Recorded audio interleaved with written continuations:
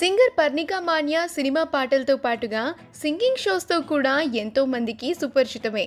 పర్ణిక భర్త పేరు నిఖిలేశ్వర్. వీరికి ఒక పాప కూడా ఉంది. అయితే పర్ణిక రెండో బిడ్డకు జన్మనివ్వబోతున్న సంగతి తెలిసిందే.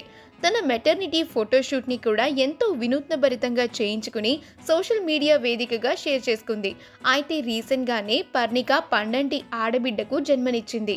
ఆ విషయాన్ని తెలియజేస్తూ తన సీమంత కార్యక్రమానికి సంబంధించిన ఫొటోస్ని సోషల్ మీడియా వేదికగా షేర్ చేసింది పర్ణిక.